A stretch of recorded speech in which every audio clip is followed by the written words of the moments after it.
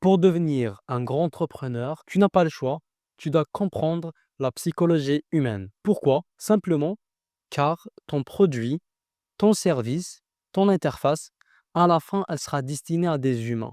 Donc ça va de soi que si tu comprends le comportement humain, les réactions et les schémas de réflexion, tu peux utiliser ça à ton avantage pour atteindre tes objectifs. Et même nous, en tant que designer, notre rôle est de changer l'opinion des gens, peut-être d'inconnus, changer leur avis à propos de quelque chose et influencer leur comportement afin qu'ils prennent les actions qui nous arrangent, que ce soit pour le bon ou le mauvais.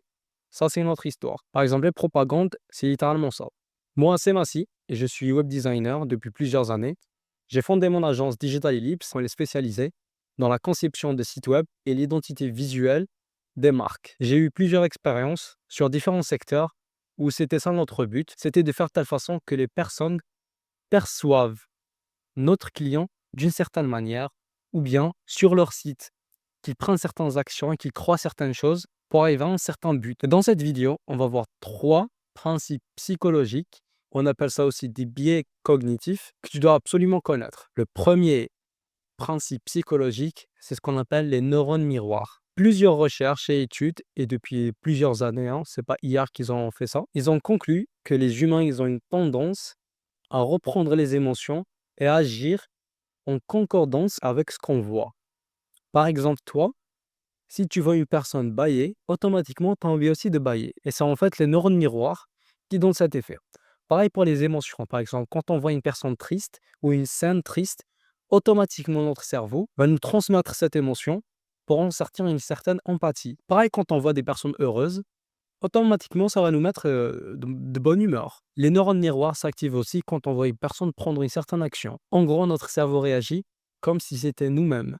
Et donc la question à te poser, c'est comment toi tu peux utiliser ça à ton avantage. Comment tu vas l'utiliser dans tes conceptions et ta communication. C'est simple. De base, déjà, dans notre communication, on va beaucoup utiliser les photos, l'imagerie, tout ce qui est visuel, vidéo, etc.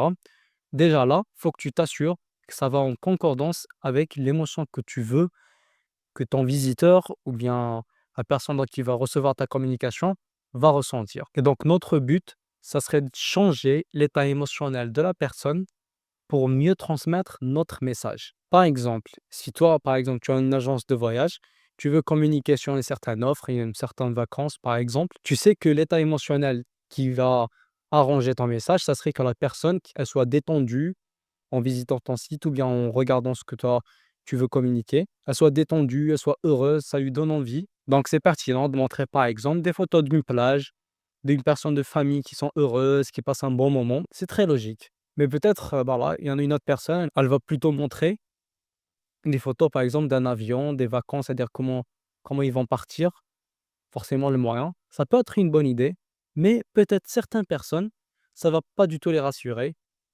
ça va peut-être les stresser.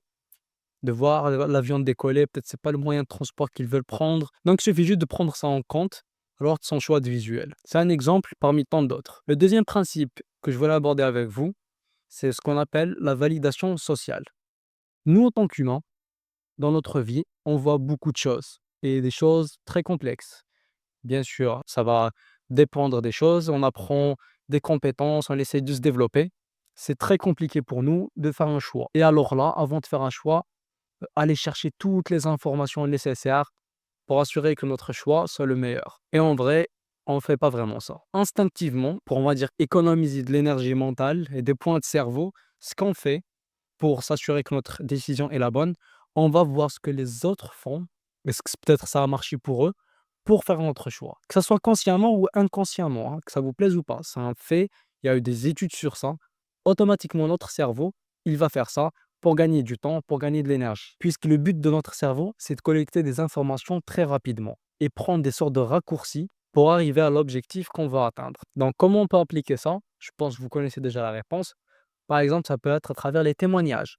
Montrer que des personnes ont déjà travaillé avec vous et qu'ils ont eu le résultat que ton potentiel client va avoir. Plus il y a de personnes qui ont déjà fait ça, plus ça va les rassurer. On peut aussi parler des logos, les logos populaires. Par exemple, si vous montrez des logos de grandes entreprises qui ont travaillé avec vous, encore une fois, ça va les rassurer. Ça va leur dire, écoute, ah d'accord, cette personne a déjà travaillé avec telle grande entreprise. S'ils ont travaillé avec lui, c'est que c'était probablement un bon choix. Donc en vrai, ça serait ça ton but, c'est de les aider à prendre ce raccourci-là, en leur montrant des preuves. Ça peut être aussi des certifications reconnues.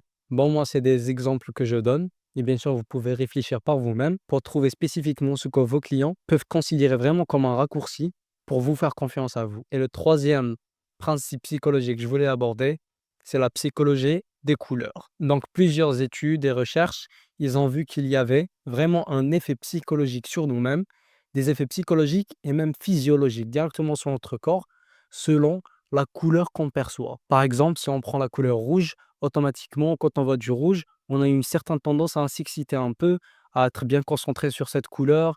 Notre rythme cardiaque va peut-être augmenter un peu. Bon, après, il y a des théories qui disent comme quoi ça vient du fait que avant, donc les humains, quand ils voyaient du rouge, c'était un peu significatif du son. Donc quand on voit du son, c'est qu'il y a potentiellement quelque chose de dangereux, ou bien soit nous-mêmes on est en danger, ou bien peut-être on est en train de chasser, donc on doit rester concentré. Donc notre corps s'est habitué à répondre de cette manière quand on voit cette couleur. Bon, j'ai dit réaction, mais pas forcément stressé, hein, je sais pas. Bien sûr, ça va dépendre de plusieurs personnes. Et donc, il y a plein d'entreprises qui ont compris ça, qui ont vu que le rouge, c'était vraiment une couleur qui attire, qui donnait peut-être faim un peu, comme McDonald's et tout. Avait peut-être d'autres couleurs comme peut-être le marron et le vert. Ça a donné plus tendance à une certaine relaxation du corps, même de l'esprit. Donc, si votre but est de communiquer de cette manière-là, il vaut mieux partir sur ces couleurs. Le bleu, pareil, ça nous donnait un certain sentiment de confiance, comme s'il n'y avait pas trop de soucis. Par exemple, bon, je donne un exemple. Quand on voit que le ciel est bleu, on sait que là, il n'y aura pas d'orage, par exemple. Et bien sûr, toi, lors de ta communication, tu dois utiliser ces couleurs-là à ton avantage pour communiquer correctement les émotions que tu veux ton visiteur est. Je vais vous laisser une ressource en bas dans la description, vraiment qui liste toutes les couleurs et qui explique de quelle manière, c'est quoi les émotions que chaque couleur va faire ressortir.